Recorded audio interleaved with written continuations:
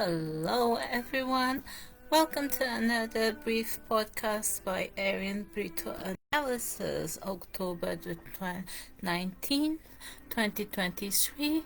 And today we will be discussing the Brazilian presidency of the United Nations Security Council this October 2023. You would have assumed that a country like Brazil would be nowhere near the United Nations. Talk less about presiding over the United Nations Security Council. There's a Bible saying, tell me who are your friends, and I tell you who you are.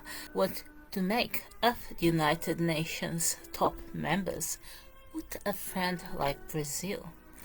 Brazil is on the news everywhere because Brazilians are running to the streets protesting against Israel and showing their support for Palestine. The pro-Palestinian protests and rallies that took place this month are no different from the protests in Brazil covered by the Jewish Telegraphic Agency back in August 2023. Is amazing that we still believe that it's okay to switch the TV on, look at the United Nations leadership, the government's relationships, how the external relations of a country kind of define our Western values. And everything is just a fraud, a pathetic fraud. If you were to ask me what do I think of Brazilians, I'll tell you straight away, I associate Brazilians with the deportation order of a Portuguese king ages ago, deporting all the Muslims who moved to Spain and quickly got on those slow boats to Brazil. I associate Brazilians with a sad country who seems to have all the resources and not manage itself. Is one of those very rich countries that is high in AIDS, high in HIV, and that still occupies the second place in the ranking of sexual exploitation of children and adolescents according to the Child Fund in Brazil. Are you surprised that this is the case? I mean, come on, who does not have a story or heard someone tell a story about how a well-positioned Brazilian offers all his friends a flight to Brazil to sleep with children for free? Who has not heard of the dispossession that children of certain ethnicities endure in Brazil, especially mixed race? We all have heard that. And to think that Brazil and Thailand are hand in hand in destruction of their own countries and their own future is no surprise to me. Brazilian women are considered in Portugal. You would think that Brazilian women will have no problem in engaging with threesomes with children. That's the kind of stories you hear. But there's always the good Brazilians, and those are the ones I met, one or two girls I met at university who worked at the children's nursery. There's always the good Brazilian, but what will happen if we keep looking at the external relations at the United Nations and we don't say anything, and you keep accepting that is okay? Are we going to keep letting countries like Brazil just come across as normal countries, civilized countries, when they can't even manage themselves in a civilized manner? You might say, oh well, they do a lot, they have these treaties and they have those treaties, but just look at them. They have Amazonia, they have free ship labor, they have children prostitution, tourism, high tourism, They have seas, they have rocks, they have mines, and they still struggle financially. How is this possible? Well, then, why would this type of countries be featured in the United Nations? You must say, oh, because their politicians are different. Are they? What about those types of politicians that have Italian surnames, and you could swear that's the same surnames as the Italian Nazis who ran away to Brazil? Well, in October 2023, we had this scandal. In the beginning of the month, we had this scandal of a Brazilian politician with an Italian name, Caroline de Toni. No different name from any of those Nazis, the Toni who ran away to Brazil, ran away from the coalition forces after the Second World War. And in very much the style of those Nazis, she took a series of pictures with guns, assault rifles, and called for bloodbath. I now will read. The articulation, and this source is the API official, so it's a political news activity that frames the world of the indigenous people in Brazil in terms of emergencies, mobilization, advocacy as well. And it's comprised of several politicians, activists, and organizations. The Articulation of Indigenous Peoples of Brazil, APIB, filed a representation with the Federal Public Ministry against the Federal Deputy and Legal Coordinator of the Parliamentary Front for Agriculture, Caroline de Toni, party PLSC, who promised a bloodbath if the temporal framework is not turned into law through PL 2903. The Congresswoman's racist speech promotes hate speech to further increase violence against indigenous peoples. The deputy made the statement during a press conference last Wednesday in the voting process for PL 2903, which attempts to transform the temporal framework into law and legalize crimes against indigenous peoples.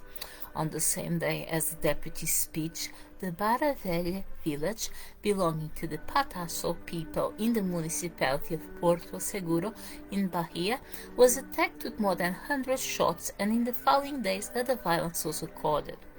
On September 18, Sebastiana and Rufino, a couple of players from the Guarani and Kiowa people, were burned alive and found dead amidst the ashes of the house where they lived in Mato Grosso do Sul. In Amapá, a 15-year-old teenager from Caripuna people was raped and killed on September 17. APIB denounces the violence committed against indigenous peoples and demands a stop to this violence. It is necessary to end the shedding of indigenous blood, and the deputy's speech only reinforces all the violence committed daily against our people. Genocide Senate. Soon after the deputy's statement, which calls for a bloodbath, the Federal Senate approved on the afternoon a titled Genocide Bill. The parliamentarians' attitude represents tension and an affront to the Federal Supreme Court, which judged and decided by a 9-2 majority to annul the temporal framework. PL 2903 is now analyzed by President Lula, who has 15 working days to sanction or veto totally or partially the project. APIB demands a total veto of the project and demands a commitment from Lula to respect and guarantee the rights of indigenous peoples. APIB also highlights that the attitudes of the deputy and the FPA are the result of the direct connection of Brazilian politicians to the invasion of indigenous lands. As shown in the dossier, the invaders on the journalistic website The Olho nos Ruralistas. According to the study, representatives of the National Congress and the Executive have around 96,000 hectares of land overlapping with indigenous lands. Furthermore, many of them were financed by farmers invading TIC. who donated 3.6 million to the ruralist electoral campaign. This group of invaders funded 29 political campaigns in 2022. Of this total, was allocated to the defeated candidate Jair Bolsonaro, which is the party PL. The temporary framework is a political thesis sponsored by agribusiness. The ruralists want to change the demarcation processes and determine that only people who prove that they lived in these places during the approval of the Constitution in 1988 have the right to traditional territories, a measure that ignores the extermination and expulsion of millions of indigenous people from their lands throughout history. In addition to the temporal framework, PL 2903 intends to legalize crimes committed against indigenous peoples and is therefore considered genocide PL. APIB highlights 7 points that could increase violence and that need to be vetoed by Lula. Number 1. PL 2903 wants to define racist criteria for who is or is not indigenous. Number 2 wants to authorize the construction of highways, hydroelectric plants, and other works on indigenous lands without prior, free, and informed consultation. Number 3, the PL wants to allow the planting of soybeans, cattle breeding, promotion of mining and mining in indigenous lands. Number 4 proposes that anyone question the processes of demarcation of territories, including those already demarcated. Number 5 seeks to recognize the legitimacy of land ownership by invaders of indigenous lands. Number 6 wants to make the non-contact policy with indigenous peoples in voluntary isolation more flexible. Number 7 wants to change constitutional concepts of indigenous policy such as the traditionality of occupation, the original right, and the exclusive enjoyment of indigenous peoples over their territories. Now, wouldn't that be enough? Wouldn't that be enough for us to have an outcry in British media, and in American media, and in Arab media, and in Asian media, and in African media, and in Australian media, about how many people are dying, how many children are dying, how many children are being set on fire? Wouldn't that be enough? Because after all, the Brazilians are protesting for pro-Palestinian against the Israeli. And not only that, the elites, the political elites, are working, aiming at representing Palestinian rights in the United Nations. And other human rights, for example, they're very engaged in Africa. I don't understand why would the United Nations, why the African Union, why would any colony with self-dignity, with self-respect, allow a single Brazilian in there?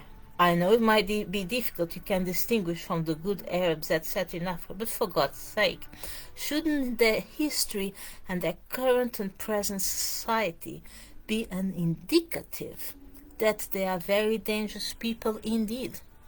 Well, the United Nations seem not to think so, and this meant, actually yesterday, we had the Brazilians as permanent representative to the United Nations, issuing a draft resolution S2 2023-773. And now I'm going to read. At last Friday's closed consultation, Council members asked for Brazil's leadership to facilitate a council response to the escalating crisis in Israel and Palestine, in particular its humanitarian aspects. I just read the APIB, the indigenous article, claiming that there were more people shot and burned alive and dead than there was in the Hamas attack. And these are the people set in the leadership of the United Nations. We are not just talking about this in Brazil, are we? with Brazilians is not just about indigenous. It's about what people, academics in Brazil, refer as cordial racism, structural racism. So it's a kind of racism that is not like a low level Southeast Asian racism that's going to call you names, or that is going to, behave like an animal, and civilized society would, like you'd expect. Is the kind of racism that they call cordial, because they will smile at the ethnic minorities, they will be their friends, they go out to them, and then they promote this structural racism. And several Brazilian academics and professors wrote about it, okay? And you might say, oh, but in Brazil, there's lots of mixed race, especially, mixed race homeless kids and things like that. And I tell you that for Brazilians to sleep with black women doesn't mean they're not racists. And the Professor Edward Telles, professor of sociology at the University of California, Los Angeles, wrote the book Race in Another America, The Significance of Skin Color in Brazil. And guess what? This book won him the 2006 Distinguished Scholarship Publication Award from the American Sociological Association. And now I'm going to read to you these excerpts from this article, published by the United Nations Chronicle, but which is essentially an excerpt from this Professor Edward Telles' book. Let's start. In 888, Brazil, with a mostly black and mixed race or mulatto population, was the last country in the Western Hemisphere to abolish slavery.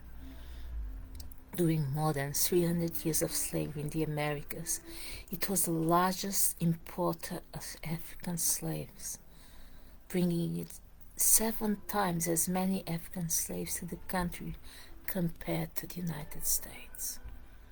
Another important difference was the extent of miscegenation or race mixture, resulting largely from a high sex ratio among its colonial settlers. I believe the right word for this professor would be rape. Let's keep going. In contrast to family-based colonization in North America, Brazil's Portuguese settlers were primarily male. As a result, they often sought out African indigenous and mulatto females as mates, and thus miscegenation or race mixture was common. Today, Brazilians often pride themselves on their history of miscegenation and continue to have rates of intermarriage that are far greater than those of the United States. Miscegenation and intermarriage suggest fluid race relations, and unlike the United States or South Africa, there were no racially specific laws or policies, such as on segregation or apartheid, throughout the 20th century. For these reasons, Brazilians thought of their country as a racial democracy from as early as the 1930s until recent years. They believed that racism and racial discrimination were minimal or non-existent in Brazilian society, in contrast to the other multiracial societies in the world. A relatively narrow view of discrimination previously recognized only explicit manifestations of racism or race-based laws as discriminatory. Thus, only countries like South Africa and the United States were seen as truly racist. Moreover, there was little formal discussion of race in Brazilian society, while other societies were thought to be obsessed with race and racial difference. At the time of the abolition, Brazil's population was mostly black or mixed race until the 1930s, when Brazil encouraged and received a large number of European immigrants as it sought to find new sources of labor. I will tell you this is incorrect. Actually, received a lot of Palestinian, a lot of Lebanese, and soon after the war, a lot of Nazis. Let's keep reading. In the context of the scientific racism of the time, which deemed the non-white population as problematic to its future development, Brazilian officials swiftly encouraged European immigration while blocking Chinese and African immigrants. The growing population of European origin was also expected to mix with the non-white, further whitening the Brazilian population.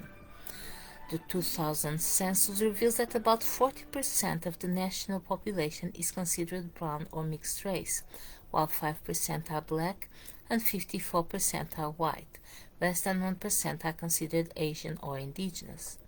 These statistics are largely based on self-identity, and race or color in Brazil is generally determined by appearance. Many persons classified as white, for example, may have African or indigenous ancestry, but their appearance defines their classification and treatment in society. Of course, there is ambiguity in classification for individuals who straddle the color boundaries. Today, most Brazilians of all colors acknowledge that there is racial prejudice and discrimination in the country. Based on the statistical analysis of censuses, surveys, and other evidence, we know that racial inequality is high and that racial discrimination in the labor market and other spheres of Brazilian society is common. Non-whites are major victims of human rights abuses, including widespread police violence. On average, black and brown, mulatto or mixed-race Brazilians earn half of the income of the white population. Most notably, the middle class and the elite are almost entirely white, so that Brazil's well-known melting pot only exists among the working class and the poor. Non-white Brazilians very rarely found in the country's top universities until affirmative action began in 2001. Most discrimination in Brazil is subtle and includes slights, aggressions, and numerous other informal practices, while consciously egregious and overt racism directed at particular individuals, especially in the form of racial insults, is more commonly recognized as racist. Even though Brazil's anti-racism laws target such incidents, which have long been considered un-Brazilian, that's what I am saying to you. Subtle individual and institutional practices maintain and reproduce racial inequalities. I found that very often that I'm going to interrupt the reading. This un-Brazilian, of Brazilians calling names. I always told my friends, if you want to know the roots, the color of the roots, or how short the teeth of a Brazilian or Portuguese are, just look at the names they call, because we have a lot in Portugal and Brazilians of people who are descendants of Pakistani, Palestinian, Indians, and like they have the short teeth, isn't it? The roots. If you look when they smile, even if they don't have the purplish, the roots of the teeth. The roots are very short, and you can see the roots above. And I always say that because sometimes I also notice that will have like pink roots like me. They have a different colors, which is mostly Asian, and I find that very particular because they tend to feel very hate mixed race a lot, because they are bleached. They trying to pass out as white, most likely they're second generation illegal migrant, or they're like the ones who Indian and Pakistani, they joined the military to escape caste, so they adopted European names, so they feel very uncomfortable and hate mixed race a lot, because when they look at them, they think about the white genes that they don't have. That is the conclusion we got, the mixed race got, because they will smile and they will not, they try and talk to a black person, and then they will relentlessly pursue and harass, even verbally, and hate the mixed race, because they can't, and it's a reminder that the Africans and the descendants are not isolated, and they feel that them being Asian descendants, mostly I'll tell you, Muslim Asian descendants, second generation, using a Portuguese name, they do feel that they struggle more to get women. They struggle more because they're not, anatomy is not like the white person, Eastern European person or Latino person or African person. They have all that kind of things they say, things that they write in forums, the way they behave. They're women, especially when they're in Africa, they believe that the mixed race women can get more white men than they, and they cannot escape the Muslim Southeast Asian heritage. So that is something that I would agree with this author, and that we sometimes take in account. You will know the real and genuine Brazilians, one who descend from Europeans or Portuguese, the real ones, just by the names they want to call or don't call. And I had someone who married into someone in my family and married a Portuguese name, and she's seen as a Portuguese. But that person married someone who is quite dark. I know my DNA, I don't know this person's DNA. And the name she called me, not only that, when she had a child, which is darker than me, darker than my children, who really behavior is appalling, went to university, but told us all kind of things. Told me, for example, when his dad, my family member, leaves the house, told me and the kids out of the blue, you're not my real family, my family is João in Porto. And I remember looking at him and I'm thinking, well, you're not my real family, because I'm sorry to say, I don't have Pakistani or whatever blood, obviously, nor do have my kids. We don't have people that have family problems. You know, you hear these Pakistanis, they're always fighting each other in family, in-laws. The Afghans I knew, the ladies I spoke when I was running the magazine, they're civilized. They never have family problems. They get along with the in-laws, they get along with each other. But I kind of noticed that is how they behave. That's how they behave. Another thing I notice about them is that they believe that everyone is like them, because they lie a lot, because they are very fake. They believe that everyone is lying. So everyone is a liar. They'll describe people as, if someone doesn't tell them all their life, they're lying. And then you look at them and you get to know them, and they are liars. And I feel kind of, sometimes I feel grateful because of the way they are. And they're not only physical appearance, but psychological appearance, because they always make a fool of themselves. For example, I went to the Portuguese consulate, I had some papers. And of course, you know, if you know me, you know my appearance, you know my heritage. And I went to treat my son's papers, to deal with my son's papers.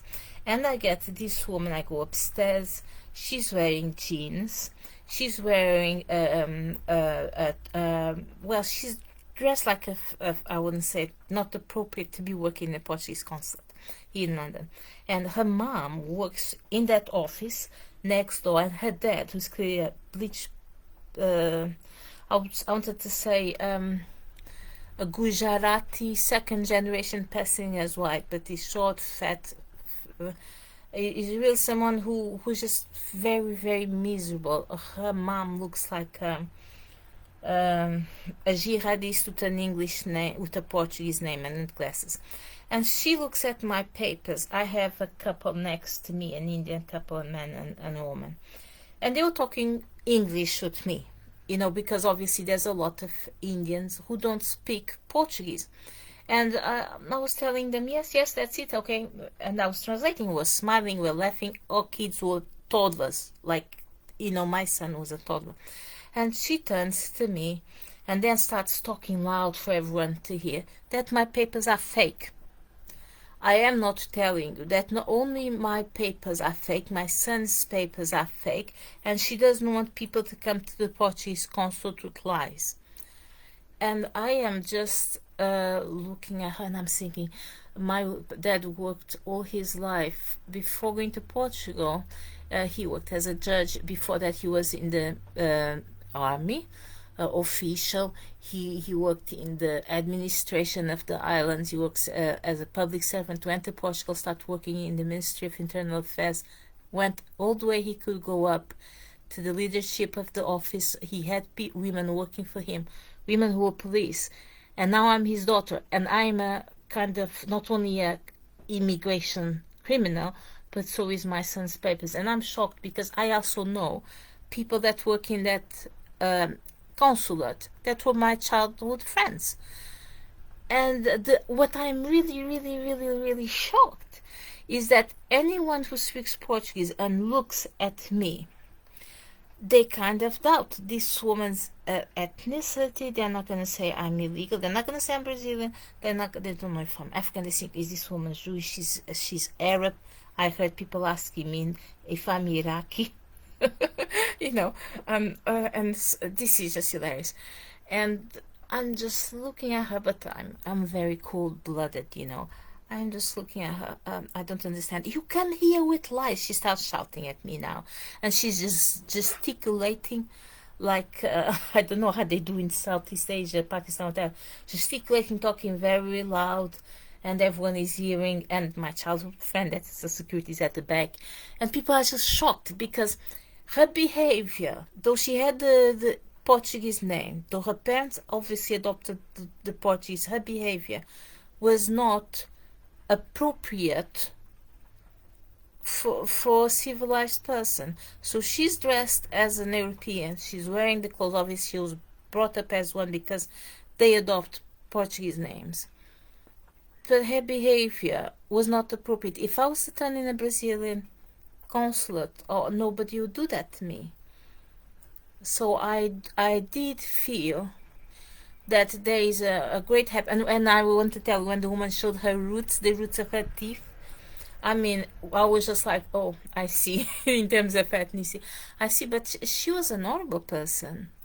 Ugly inside out. I never saw a monster like that. I was like, obviously, I would not argue. And then I looked to the side, to the Indian couple who was, they said they were from Goa and they don't speak English. They said they don't speak Portuguese, and they are laughing throughout. But they had said they don't speak Portuguese, and I was translating. And they are finding it very funny. They were the only ones who laughed a lot. The other people, they were just like, oh my gosh, this is so low level. But she didn't feel fazed. And next time I went back in there, I was talking to my childhood friend. I went inside. I am in the guichet downstairs, getting my son's birth certificate, and she comes to me and she stands looking at me. She leans against the balcony. I just found that so rude. I looked at her, I turned my face and kept doing what I did. I would not talk to that person.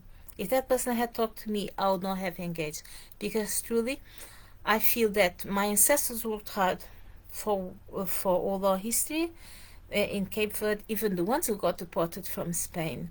We are not like that. We work hard to be respected as human beings, kind human beings. I don't have evil people in my family, people who dishonor their democracy, who would make fun of the Portuguese or Cape Verdean democracies, who would make fun of the Portuguese or Cape Verdean civism, culture and civism.